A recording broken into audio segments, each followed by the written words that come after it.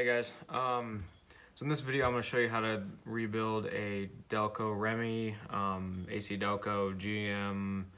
They made these in a lot of different things, but it's one of the most common alternators. It's a 10SI. They had them in years from like 1970 to 1987, 1986, somewhere around there. And all GM and I think even like Bobcat, Kubota, I think they even used them too, but one of the most common like add-on alternators you can get. So I'm gonna go ahead and show you guys how to rebuild it. I'm gonna go over some tools and stuff, and one thing I do have to say is I would highly recommend watching this whole video before you go out and rebuild it. I know it's a long video, but I'll explain it the best that I can throughout. I actually had to refilm part of this, which is this part, because I kind of didn't say a lot. I forgot to add in some stuff, I should say. I forgot to add in some important information in the earlier part of the last video. But yeah, so I'll go over some tools with you right now. So for the nut on the front of the alternator, this is tight. This is tight right here now. So this is going to be a 15/16 socket. This fits the front nut, and then just use a pair of pliers. I usually hold on to it like this, take it off with this.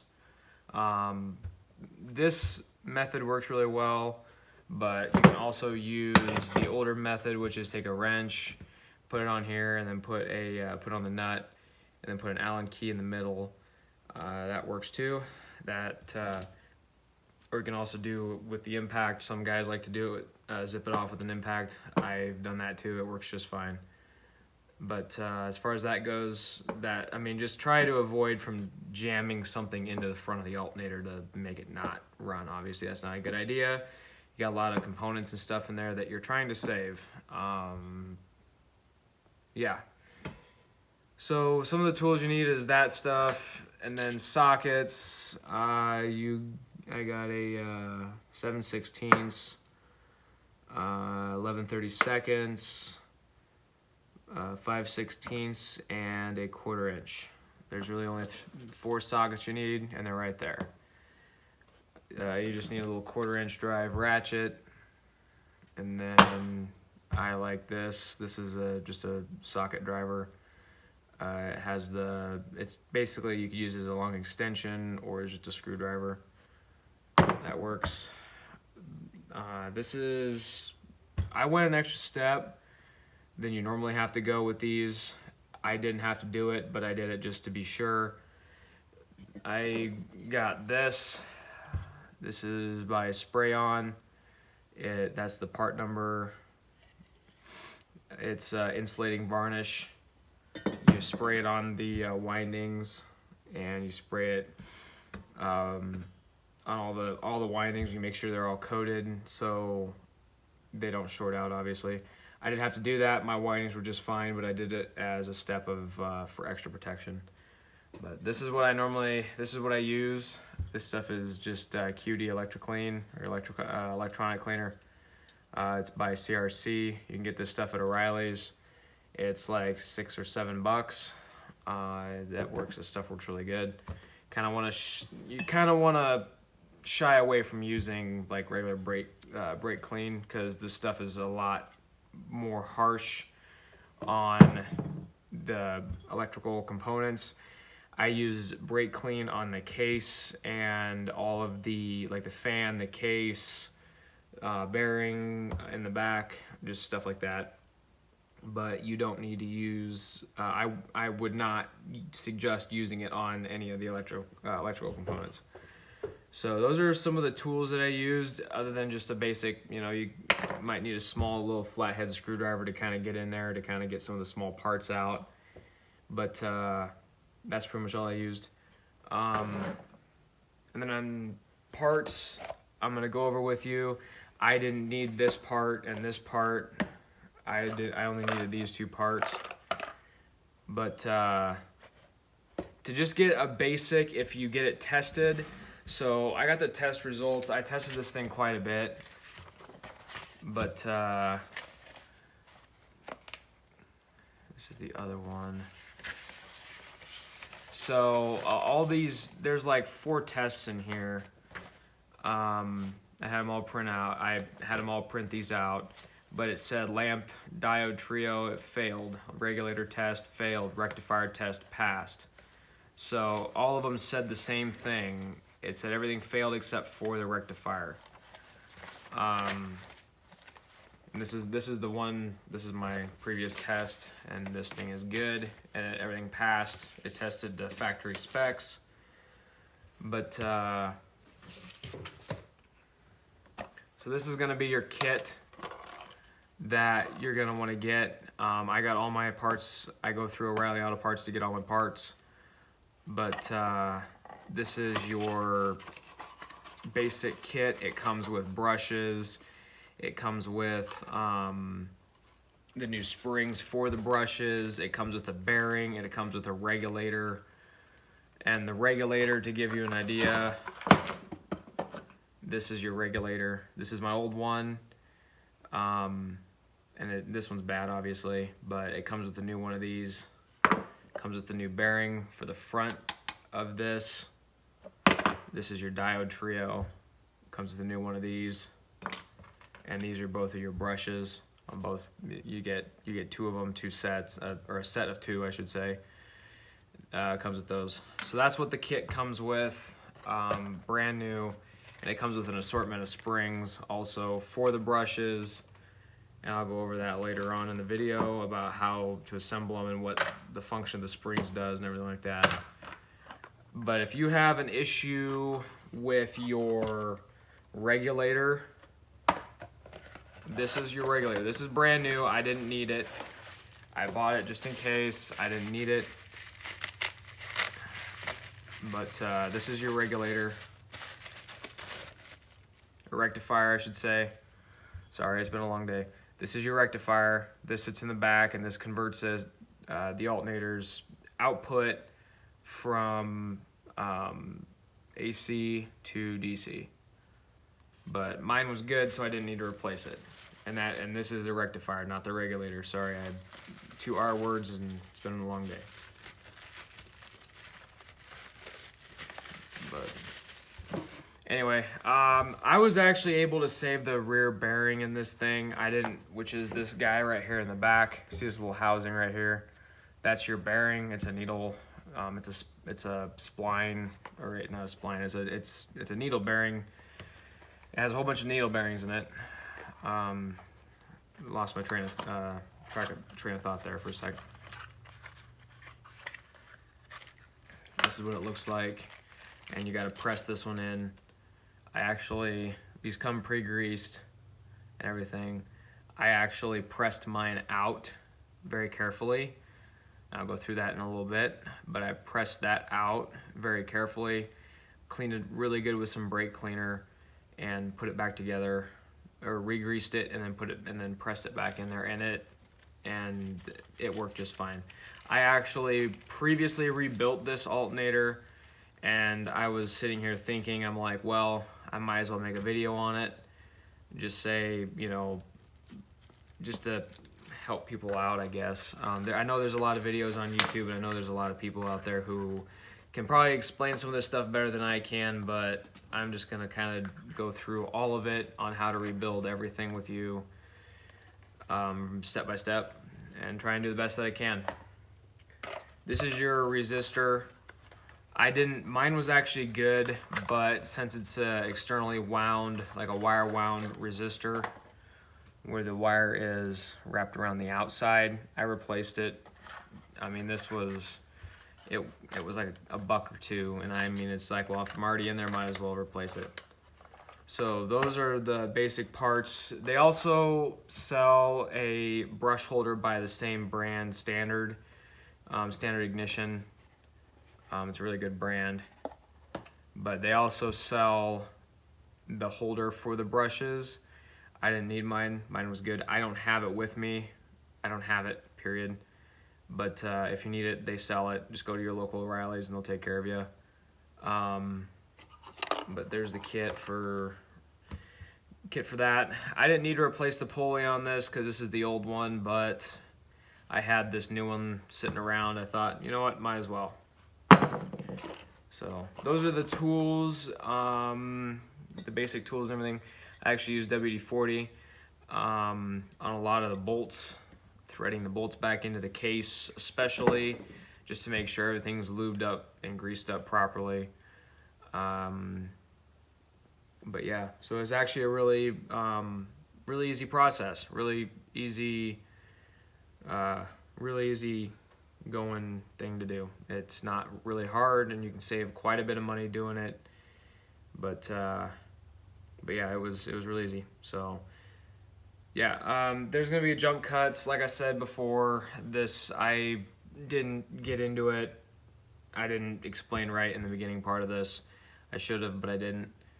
But just kind of bear with me on this video. But I will do the best that I can and just follow along.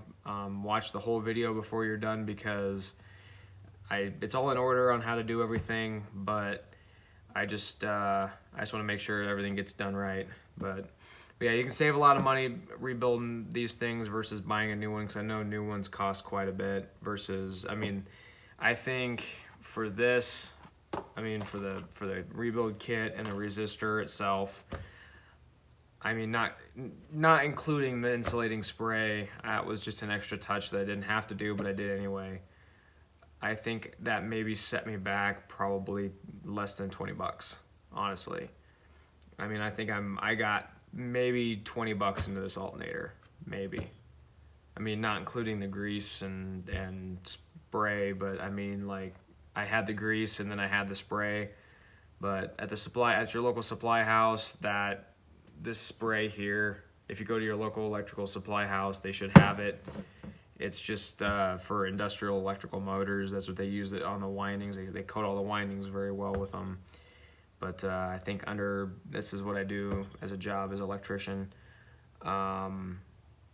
This is just a side gig or side hobby. But I think honestly that was like, under my account, it was like, I think it was say like 13 bucks. So I think like regular walk-in it's like 17, 18 bucks, and you get quite a bit. But if you're planning on doing quite a few alternators, or if you have like one or two you need to rebuild, it's worth it. But then again, I mean, you'll be 30 bucks into an alternator that'll work very well. And plus standard ignition is lifetime warranty. And same with national bearings if you end up needing the bearing. So, alrighty, I'll go ahead and edit this video the best that I can. Just kind of bear with me. But yeah, everything is in there, and just enjoy. With you on how I went through and I tested it, tested it the first time, and kind of go over and explain some of the functions and everything like that. So you just take the nut off, and there's a little bit of there's like a spacer ring. Some of them have lock washers. This one was on here before. It's kind of like it's kind of bent in a certain way to make it act as a lock washer. I probably will pick up a lock washer later on, but for right now it works. This is a new pulley that I got off of another one, because the other one was pretty worn. The original one to this alternator was pretty worn out. So this is just a brand new pulley. I got it off of a brand new alternator that I had to swap pulleys on a while back ago, and I had it landing my parts, and it worked. This is your fan. This is just a regular stamped steel fan. Clean it up, make sure it's all nice and clean. You don't want that junk and garbage flying around inside there. So this stuff here you can take off, kind of clean up. What I ended up doing was I went in there with a small wire brush, and I cleaned the threads up. I don't know how well you can see this. I'm kind of trying to keep watch. I'm videoing with my face with the screen down, so I can kind of watch it and stand here and talk at the same time. But anyway, you get this. This is just a spacer ring. I've actually tested this alternator a few times at the local parts store, and it tests good. After it did test bad. So anyway, going into explanation about that, this alternator tested good on the rectifier, and I'll show you what that is in a little bit. But everything else, the diode trio and the lamp on and the lamp off function did test bad. So basically what I'm gonna do now, all you need for sockets, like I said, all you need for sockets for this, you may need a pair of needle nose pliers for certain things if they're stuck on. If it's like stuck in there and you can't get it out, you may need various thicknesses of jaw on the needle nose pliers. Sorry, it's been a long day. But I'm using an 11/32 1/4" drive, and I'm using a 1/4" drive, and a 5/16. That's what works for mine, and I can disassemble and reassemble this thing with those 3 sockets right there. This is a 7/16, and I actually lied to you. I will need I will need to use the 7/16 socket once, so I'll have to run and grab it. But anyway, I got a bag of sockets because I rebuilt this thing on the go. I wasn't in my shop and rebuilt it. So basically all you do is there is 4 case bolts. There's 2 on the top, 2 on the bottom, or whatever's top and bottom to you, depending on how you look at it. There's just 4 case bolts, and I'll kind of show you how to separate it.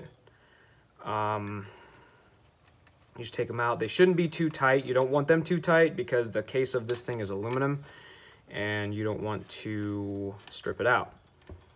Another good rule of thumb, now I kind of did it by memory, but kind of what you want to do is, one good thing is take a Sharpie. If you take a look at your alternator, see this is your plug. You just take a mark, put a mark there, and a mark right there, designating this is the side that needs to line up with. But if you remember how you put it back together, or you took it apart, and putting it back together should be easy. And I'll get into that later. There's this explanation on how a lot of this stuff goes together, but I will go over that later on. So you just take the 4 case bolts out.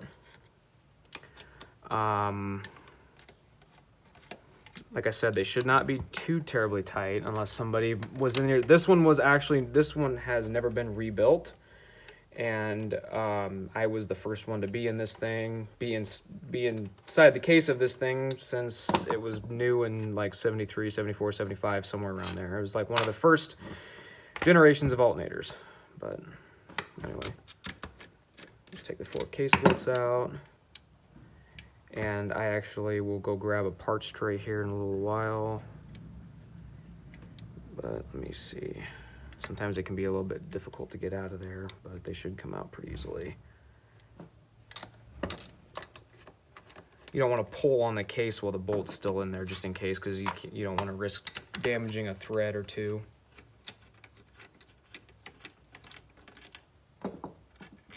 Okay, now that you got your 4 case bolts out, it's pretty easy from here. Your alternator should look like this. Mine isn't because I was in there and I cleaned everything up. But something you're might have to do is you take a rubber mallet, and on the 2 side ears, you just hold this, so I'm right hand dominant. So I'll hold this with my left hand. I'll take my hammer, and not very difficult. You just literally take it. This isn't a rubber mallet, but you'll get the idea. You just take it, tap it here, very lightly, and it should separate. Now, if you're not running the front, if you take all your fan components and pulley and stuff off, how I do it normally is I just very carefully ease this cover off. Just gotta do it very carefully so you don't damage anything. And there it is. And then this comes right out very easily, just like that. And then you get something like this. This is your back housing and your windings. So then you're gonna need the 11/32 socket. I had to think there for a minute. And then there's these 3, before I take them off, I'll show you. Grab a little screwdriver here. So there's these 3 in the back. You got your three, let me see, I'm trying to see in the best light. Okay. You got the three connections here on your voltage regulator. They're just the three right there. You take those off, and you got to be really careful. Just take them off. They shouldn't be tight. They should just be snug, but not tight.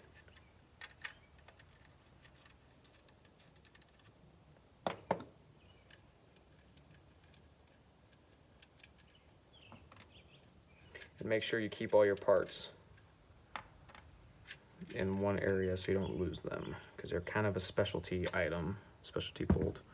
I've rebuilt one of these in the past and I lost one of the bolts and it was like hell trying to find it. I didn't want to go to the junkyard to get one. But then all you should need to do is this right here should not be stuck in the case. If it is, what I did, because mine was stuck in the case when I first opened it, is I just take a you know, like a 3/16 inch flathead screwdriver and go right along here. There's that little bit of a gap right along the outside. You just go in there, you take a screwdriver, and you just kind of easily pop it apart. It should come apart really easily. So it should just pop straight up like this. And you gotta be very careful not to bend either one of these. And you do not want to bend them, you do not want to break them. It's not the end of the world if you do, but it's just not a good situation if you do. Put this over the side. Be very careful with it. Just set it right there. Then you're left with this. This is just the back housing, and you got your different components in there. Then what I do is I take the 1/4 inch socket, because everything is 1/4 inch except for that one bolt I was telling you about, and I'll show you in a minute. So you take this is going to be your condenser, and that's just a 1/4 inch bolt. You just take this out like this. I loosen it, and then I go ahead up to here to the voltage regulator. You take that bolt out really easily. And you should be able to get in there by hand and turn it. If not, just use your nut driver to get that out. And there it is. Set that aside. Usually these don't go bad, but if they do, they make replacements out there and they're pretty easy to find. Then what I do with this is I go down here. There should be right down here, this is your brush holder. Then right below it, this lighter white part, because this is brand new, this one is used. This one was new to original to the alternator. There should be 2 screws right here and here that are insulated screws. They have this plastic ring around them. And then there's one back here that is not insulated. And then this resistor, this is a wire wound resistor. Can't talk today. And it's externally wound, so there's no casing over the windings, so you gotta be super careful with that. But what I do is I just go in here and take these off. I loosen them. Like I said, you don't want them tight, you just want them snug.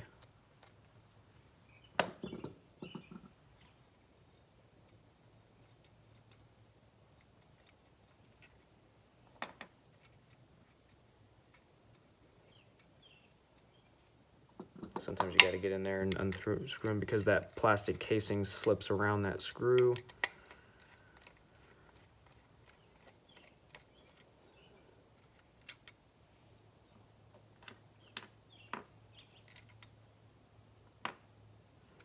All right, so once you got all 3 of those bolts out, you got right here is your diode trio. I don't know if you can see, sorry if you couldn't see that, I'm sorry.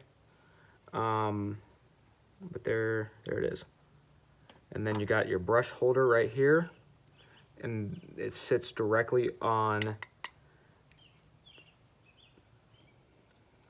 there's that, and the little springs fell out. You take this out, set this aside, and then you're left with the voltage regulator in here. This is the last part to take out. And let me go grab that 7/16 socket and I'll be right back.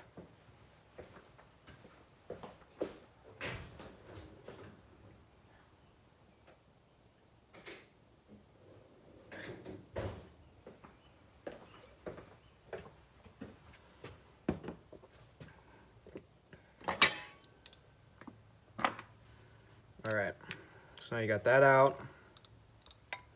Just take this and very easily unscrew it. And then just keep it loose like I said. And then with the 1/4 inch,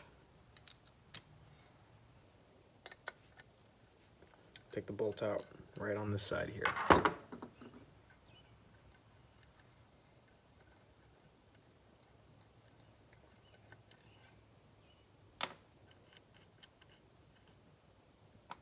Alrighty. Then this should very easily come out right here.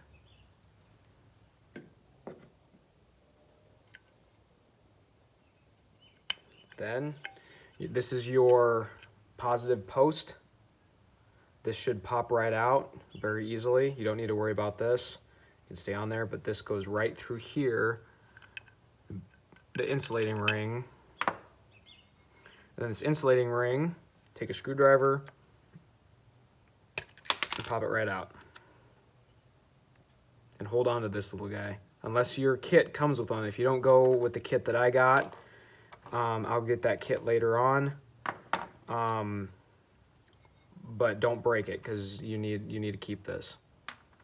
But anyway, so you're left with just the front and the rear housing. Let me go over how to change out the bearings. I'll explain to you in a minute, but anyway, so then right here in the front housing, same thing. Actually, this is 5/16, my bad. 5/16 socket on your screwdriver. Loosen this up, loosen this up, loosen this up. Okay.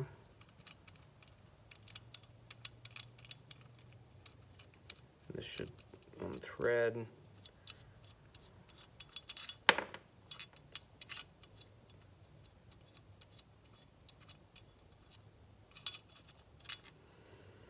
All right, so this is your bearing plate.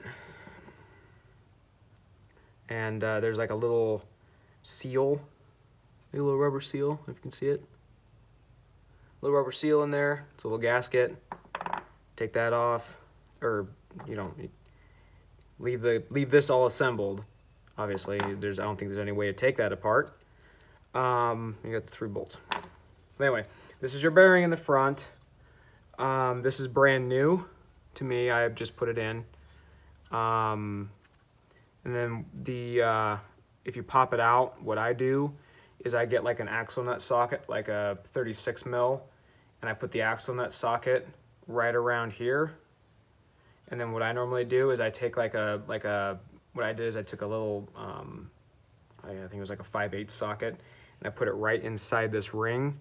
And you want that socket on the back side of here, because if you don't, and you're hammering on it, trying to pry it out, you will deform these, and you can even crack these right here, and that's obviously not ideal. Don't want to spill that. Anyway, then the back housing, same thing. This bearing in the back is actually good on mine. It actually stayed pretty sealed up, or pretty sealed up pretty well. Jesus. And then what I ended up all I ended up doing was I just popped it out, cleaned it up with some brake cleaner, and then just pressed it right back in.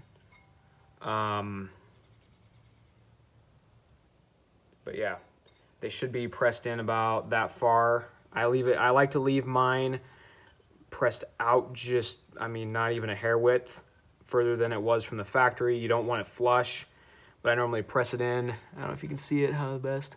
It's like compared to, I don't know what to compare it to, but that's how far you leave it out. Just very, very low amount. You don't want to press it in there all the way, because you don't want it riding on the back of that bearing cap. But how I did this one to press it out was I took the same axle nut socket and I put the same axle nut socket right on there like that.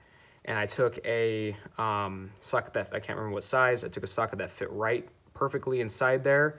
And I just loaded this thing up with penetrating oil and let it sit for 5-10 minutes. And same thing with the front, but I let it sit there all the way around. the whole perimeter of this on both sides, and I let it sit, and then I just took a hammer, and it very easily, you don't need to go, I mean, you don't need to hit it like hard, you just need to just very lightly tap, and it should pop right out. And if it doesn't, you can give it you can hit it with a little bit more force, but you want to be very, very careful popping it out, because you do not want to crack any of this around here, around the outside. And if you do, you pretty much need to buy a new alternator. And you don't want to deform it either.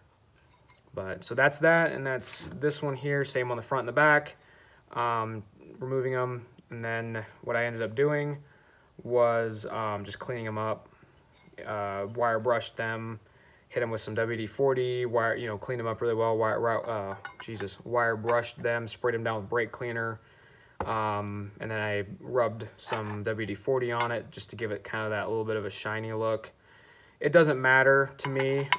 This actually isn't going on anything that I own, because nothing that I own fits it. I just wanted to get this thing working and functional, just in case I was in the situation where I did need it. I know that I would have a good alternator sitting around instead of just throwing it in a scrap pile. I mean, you could this will save you money. This will save you a lot of money versus buying a new one, is what I'm trying to say. But set those aside. So go ahead and clean those up. And then I'm gonna cut the video here. All right, guys. This is probably about a week. I'm not even gonna stop to do the math. It's about a week later. Then when I filmed this originally, as you can probably tell, it looks a lot different. This is the stuff that I used.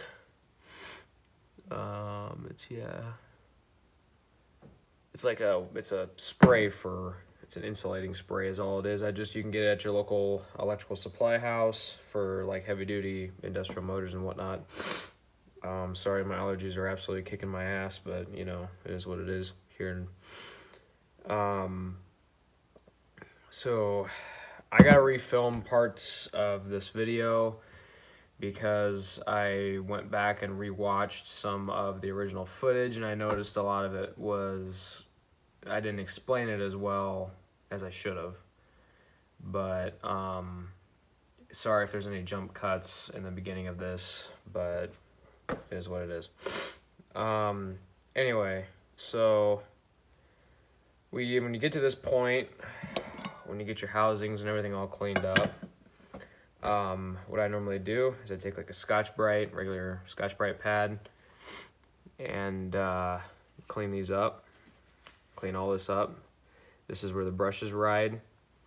You make sure you just get in there like this. You just kind of rub it around like that. Kind of shines them up. That way you are sure, and you don't need to go crazy with it. You don't need to go, you don't need to start sanding on it, and you don't want any flat spots. Because if you get flat spots, you can start, probably not in this application, but in like electric motors and stuff like that, you can get flat spots, and flat spots are not good. But yeah, you also want to kind of go over all the mating surfaces. This surface right here is in direct contact with the roller bearings and grease. I go ahead and just clean that up also. You don't want to go crazy with it, but you make sure there's no grooves, and there isn't. Same with up here. You just clean that up also. But yeah, so set that aside. And then here on the windings, you got and make sure if you do use this stuff, that you mask off the ring terminals. You want to mask those off, because you don't want any of this. The spray is meant to insulate, and that's what you do not want on the ends of these ring terminals. So I got a really fine grit. I don't even know what grit this is. It's just a sanding block. I just go over them really lightly with my finger, so you get a fresh and clean mating surface.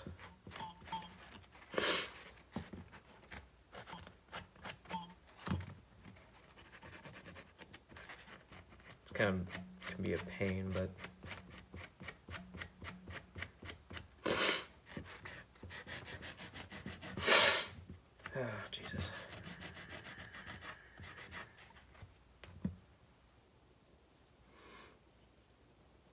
Same on the bottom side also. You can also use Scotch-Brite too. But I mean, it's kind of hard to work with. And if you do go the route that I went with this insulating spray, you know, and unless you got an issue with your windings, you don't have to. But I just did this as an extra, you know, layer of protection, if you know what I mean. Just to kind of help keep it from causing an issue in the future. And this stuff here, I mean, it wasn't terribly expensive. I mean, this is what I do as a day job, is electrical work. And I think before it was under my account at the electrical supply house, I think it was like 13 bucks. So in the long run, it's not a whole lot. But yeah, it's worth it.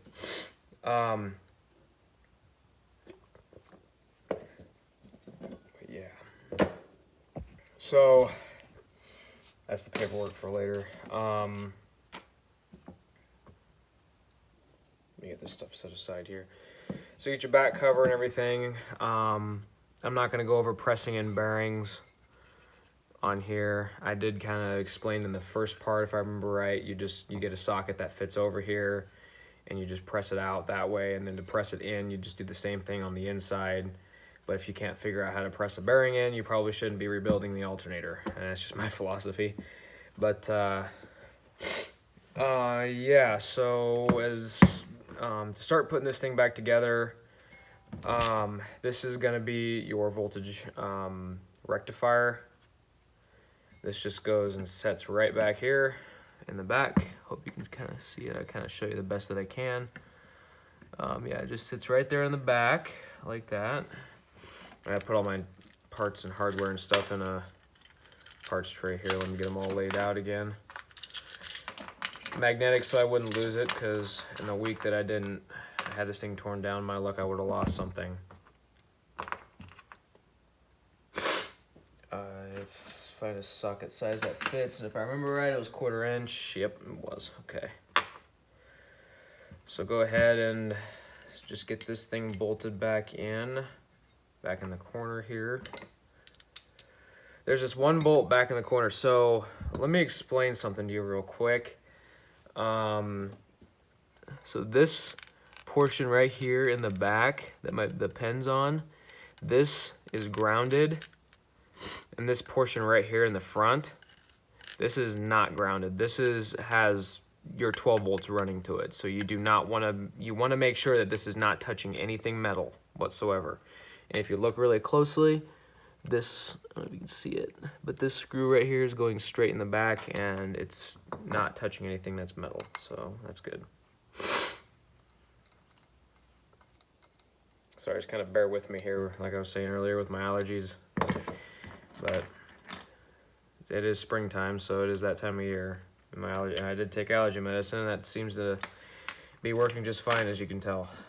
Yeah, so let me just take one of these little tiny bolts here, get the condenser back in. So the condenser's back in. Here's another one for the condenser also. You want to make sure that you get the orientation of it just right. So see how the band is kind of sitting down like that. And then this goes up into, so here's the bolt that there's the point. Here's the bolt that we were talking about earlier. Then there's one that goes right up here in front. And so yeah, just get everything kind of snug down and tight. And then as soon as you get that tight, I just kind of don't like force it down, but I just kind of slightly bend that wire down out of the way just a little bit to kind of keep it moved. So yeah, so after this, then what I normally do is I take this over here. This is your regulator. This little piece right here. Go ahead and set this little guy right there. And I gotta get the little tool. So this is gonna be, I'll go over part numbers in the beginning of the video. I gotta film that too, because I didn't even think about that. And I'm not a professional YouTuber by any means. To assemble your brushes, got these things already kind of in there, but here's how they come. And I didn't really do too terribly much to clean this up. Of course, right, I had to drop this right into the grease. It's my luck. But anyway, didn't have to do too much to clean this. This is the brush holder. Didn't have to do too much to clean it up. But yeah, I gotta wipe these down real quick because I just dropped that one in the grease, and then I'm gonna wipe this one down also. Might as well. Yeah, so how they normally go together is you got your little clip right there. And this guy pops right on there like that. And there's a little metal tab that what I do is I just kind of bend that down just a little bit. And it pops right on, just like that. Same on the other side.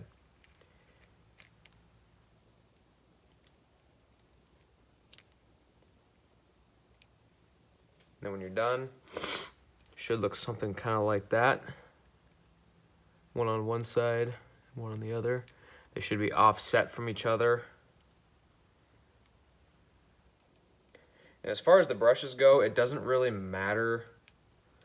There isn't no orientation, because I mean, you could use, like, I could put this one, I could switch them around, but as long as, like, if the little copper wire is coming out on the bottom, it obviously goes into the bottom slot. And if the copper wire is coming out on the top, it has to go down the top slot, if that makes sense.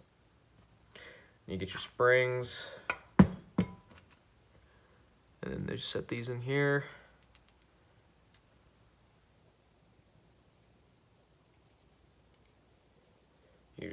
I just push them down.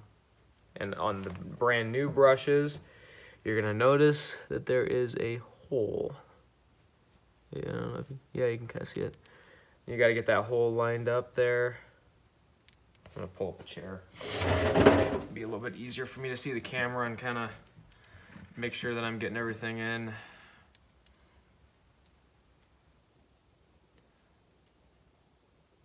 You gotta kind of fight the spring just a little bit. All right, and then the kit, they give you a little pin. You can also use like a small nail, but they give you a pin so it beats having to dig through your scrap bin to find or your scrap nut and bolt bin to find one.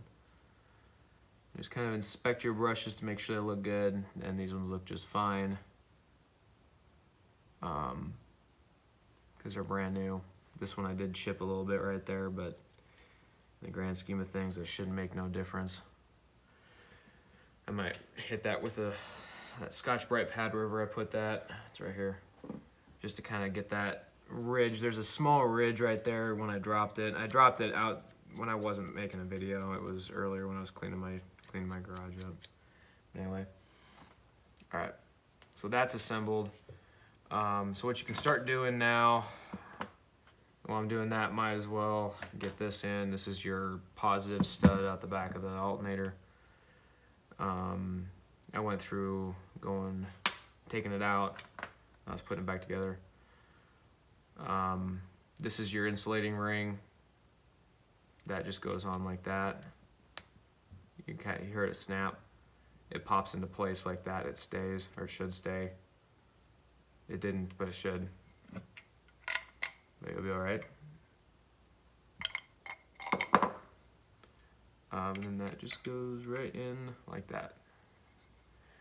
And then go ahead and grab the nut for that.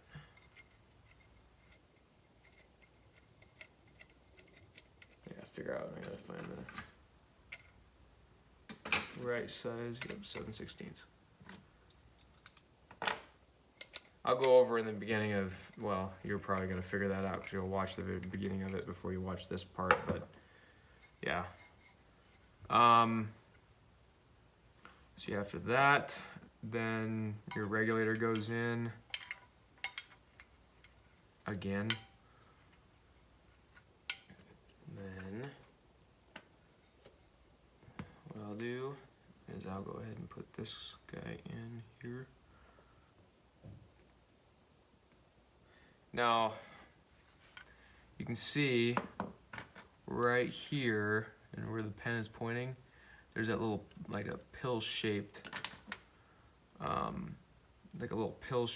hole, and that pin lines up with that hole perfectly. All right, so there you go on that.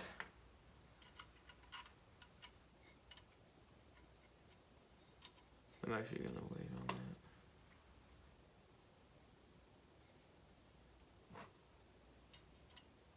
that. So, all right, so then that guy goes in. This is your diode trio.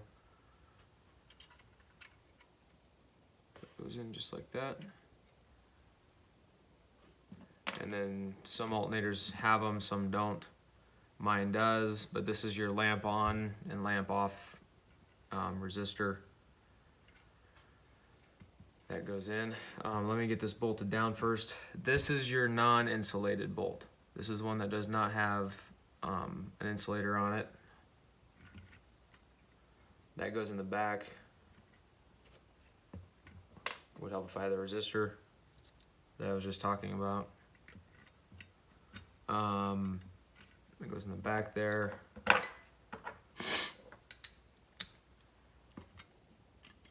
you just kind of get it snugged down. And then you're insulated. I should show you first. These are your two insulated ones. See how they have that plastic ring on top? That goes there. That goes there. You just tighten them down. This one, the top one, I'm actually gonna wait to tighten down until I get the windings in there, just because.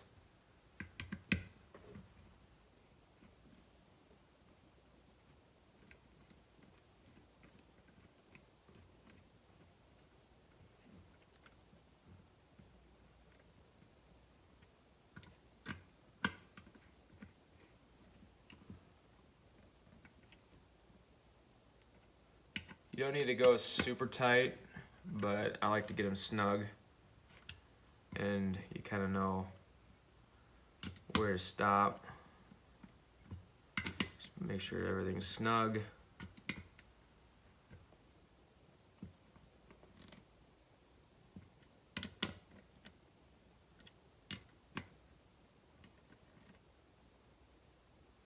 All right. So when you're to this point and you got, to kind of give you a recap, this is your rectifier. Get this in first, you get your battery stud in and the mounting bolt for the rectifier, get your condenser in. You need a condenser. It's for, you know, your radio noise and whatnot. You don't want to have extra static or what have you. Your diode trio, then it goes down to, you got your brush holder, brushes. You got to put your brushes on. I would, because when these are my old parts before I took this apart. That's all that was left of my brush, and she was pretty well cooked. This is the bearing. I mean, and if you can hear that, but it's done. For the front bearing, I should say. Yeah, so you get to this point, your regulator is in there and everything's good. I actually went through and re-greased this. I just used some regular high temp grease, the bearing down there at the bottom. I might actually go over to my grease gun and grab a little bit just to wipe on the end tail shaft of this thing. But yeah, so then you get your, when you get to this point, yeah, this is the part you gotta be careful on. You gotta make sure it fits in there perfectly. Alrighty, there that one is. That one. Make sure all these little wire leads go to the right place. And they should stay from when you took them out, because They usually don't move a whole lot.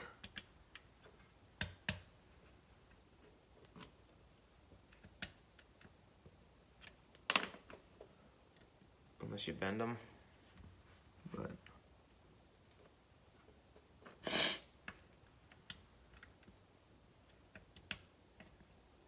okay.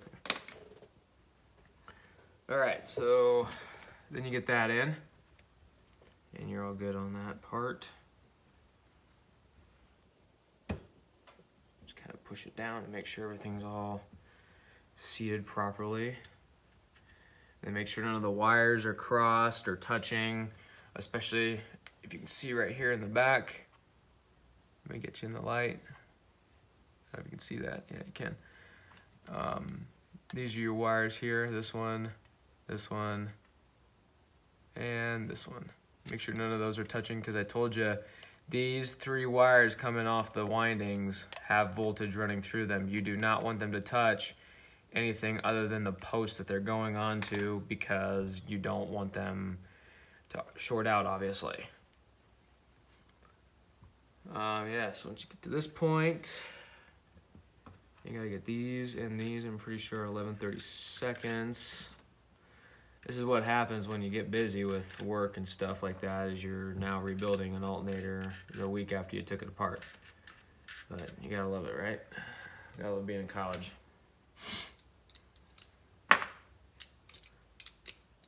So get back here, just kind of, like I said, you don't need to go super tight, just get them, you know, snug. I mean, you don't want to break them, break the stud off or break something in the regulator or in the rectifier. Like I said, just get them tight, get them snug.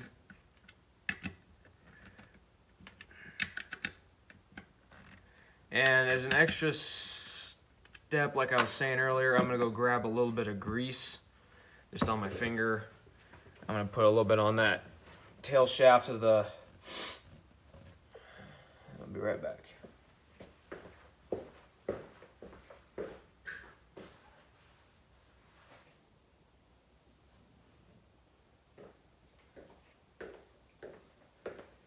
And as far as grease goes, pretty much almost anything high temp. I just use regular high temp bearing grease. It's pretty much what I use for almost everything. You know, obviously depending on the application. But this, I don't know if this stuff's good. Well, yeah, it's still good. Yeah, it's still good. All right. There's a fresh tube. You don't need much. Just a little bit. See?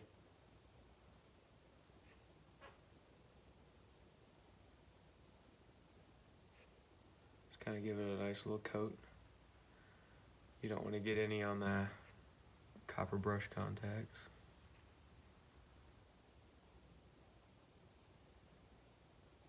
There.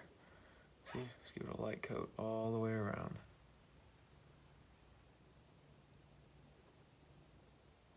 I'm sure there's other guys out there that have been doing this a lot longer than I have who can sit here and say I'm doing it all wrong, but as far as the tester goes, it says my alternator passed. So, I don't know. They always say, more than one way to skin a cat. Alright, so I'll set that aside. I might hit that with a little bit more grease here in a minute, but I'm not going to worry about that. Front bearing.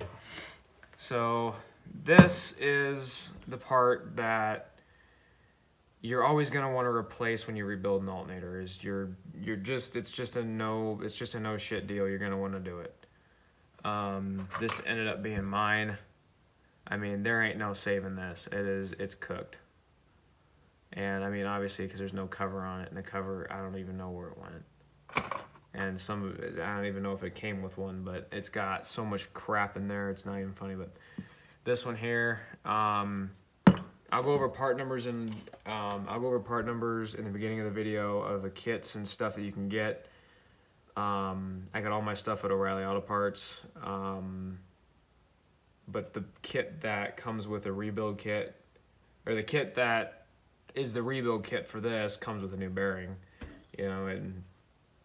But pressing this in, all I did was I just put a socket right here on the back, right around the outside, because you can risk cracking all of this. This is just aluminum. You can risk cracking that if you're not careful. But I just put a socket, like an axle nut socket, right around here. And then I put a socket right around the perimeter of this bearing, and I just easily tapped it in there. I put a little bit of WD-40 in there to kind of help it out a little bit. So then you got your little retention plate here, and it's got like a grease seal or a grease ring in there or something. Doesn't make a difference. Bearings come greased now. That's what I was saying about this one, is it could have been in there. It was in there like this, you know, with the cover on the outside, so I don't know what good that seal would have done anyway. But I don't know if somebody could have went in there with a grease needle in the past or whatever and been able to grease these things. I don't know. But yeah, go ahead and thread this guy in.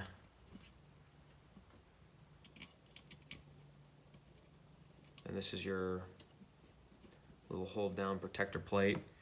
You may or may not need it, but my philosophy is if you take the part out, you got to put it back in. You know what I mean? Don't, you know, err on the side of I'm gonna need it. I actually think that's a 5/16. And it is. I'll go over all the tools in the beginning. I had them all set out, and then I cleaned my garage, and I got to get them all back out. So, as far as tightening this down, like I said, like I've been saying the entire time, you don't need to go, you know, you don't need to go extremely tight. Just get it tight so it doesn't come loose. Because the last thing you want is something to vibrate loose, and all of a sudden you got a bolt flying around inside your alternator when you're driving it. That's the last thing you want, obviously. All right, so you got the plate back in, and the back's all assembled. You got your windings, everything like that put back in, everything's bolted down. I would, at this point, run over everything and check all your torque specs again, or your torque again on everything. Make sure it's all, you know, make sure everything's all tight, because you know, you don't want to mix up and not tighten something down. It's just a good rule of thumb to have. But that's like one of my biggest fears, is driving and having a bolt fly out from underneath your vehicle or out of something that's vital. And obviously an alternator is one of the most important parts of your vehicle. All right, so you're ready for this. You get this at O'Reilly's also.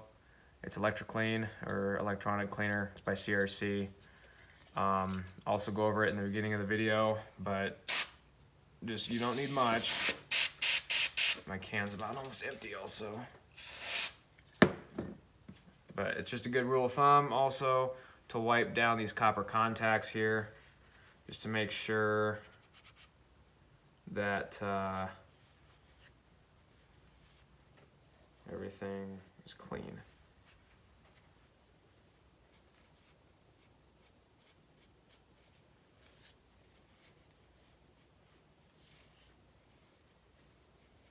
I've done a few other things too while I'm at it.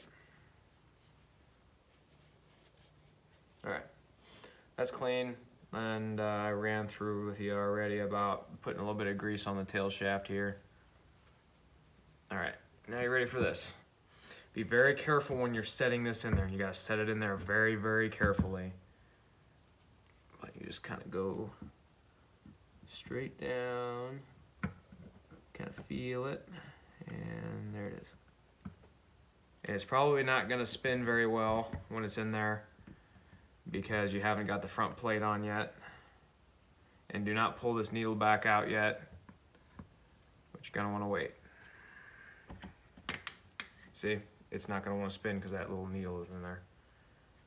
But anyway, so like I was saying before, in the beginning, you put that little mark on the case, and if you didn't, if you went through and cleaned your alternator and it got washed off, then it doesn't matter which way it goes, but it does matter to you on which way it goes. It does matter to your vehicle because they had different orientations of how the alternator could have went. I mean, this plate could have been this way, it could have been this way, it could have been any number of ways. It all depends on how your plug and your wiring was on the vehicle.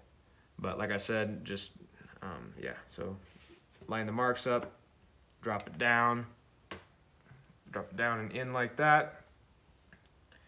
I usually set it on the side, and it doesn't hurt. These are all clean already, but since they're going into aluminum, I like to spritz a little bit of WD-40 on there. Doesn't hurt. And, you know, just keeps them from getting bound up if they hit a piece of dirt or whatever that's left.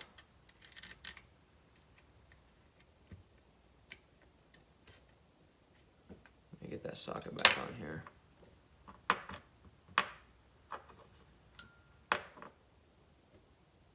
Gotta remember what size this was real quick, sorry. Okay, and thread that in. And some guys may say yes, some guys may say no, but there is kind of, I tighten this down like you're tightening like, you know, wheel lugs. You just go crisscross just to make sure everything's seated well.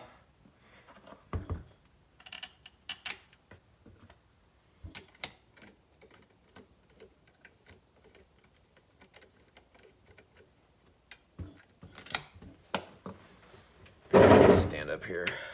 You better look at this.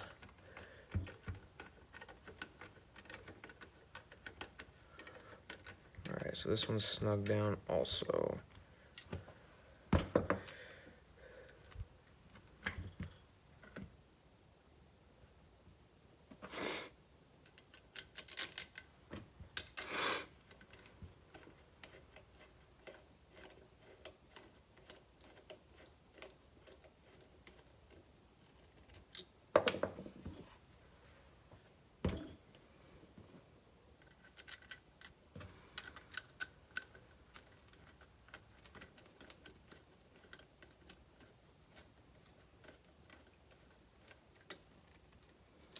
All right, when you get to this point, take this little needle. You hear those two clicks. Your brushes should be engaged and everything should be good. Go ahead and start tightening these down in sequence.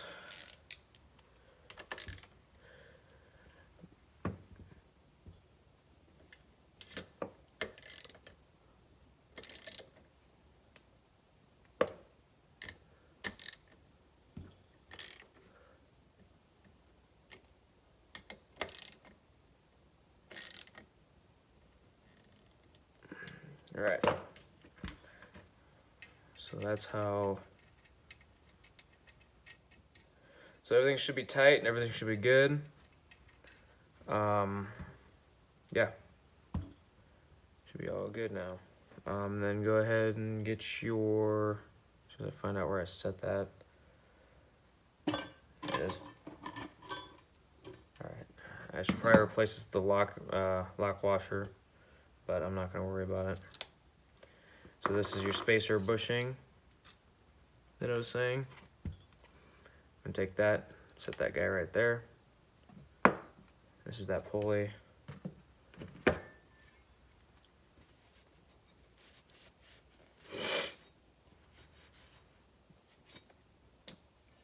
just got a really big splinter in my finger, hold on.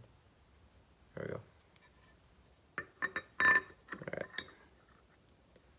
It gets set down on there like this, then your little bent offset kind of whatever pulley spin that little offset, kind of like a lock washer if you want to call it that.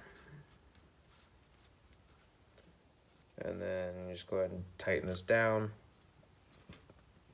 And I actually got a 15/16 socket here.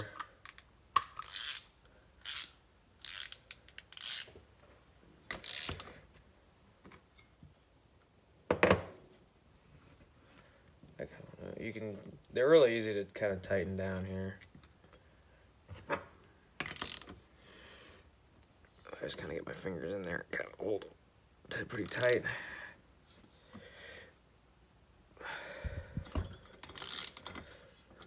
But yeah, so now should be spinning pretty freely. It's not going to be, all right. There you go. It's all put back together. Everything should be good. Pulled the pin out. And yeah, I'm gonna go ahead and take this thing to O'Reilly's in the morning and have them test it. And we'll go from there. I would like to test them after I take them apart just to make sure I get everything hooked up back together right. But yeah, so you all good? All right, guys, thanks for watching. Stay tuned for more videos if I post some more, but thanks for watching.